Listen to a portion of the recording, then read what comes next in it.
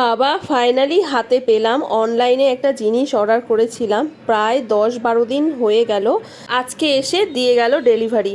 তো যাই হোক, আমি তো প্রথমে ভেবেছিলাম যে ওটা বোধহয় ক্যান্সেল হয়ে যাবে, আর এটা কিন্তু অনলাইনে পেমেন্ট করা ছিল।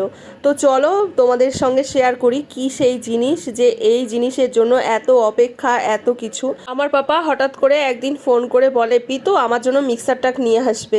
মানে ও ভীষণ পরিমাণে গাড়ি পছন্দ করে। তো পিতু তো এবার খুঁজে বেড়াচ্ছে মিক্সারটা, কোথাও পাচ্ছে না কোনো দোকানে, মানে যে লোকাল দোকানগুলো হয় সেগুলোতে আমরা পাইনি। তো তারপরে অনলাইনে দেখলাম পাওয়া যাচ্ছে, তো অনলাইনে অর্ডার করেছি। প্রায় 10-15 দিন তো হয়েই গেছে। কিছুদিন আগে তো পাপারা এসছিল, মানে সোনার জামা কাপড় দিতে, আর পাপাকেও আমি জামা কাপড় দিয়েছি, ভেবেছিলাম সেই সঙ্গে মিক্সার ট্রাকটা দেবো, ও এসে ভীষণ আনন্দ পাবে।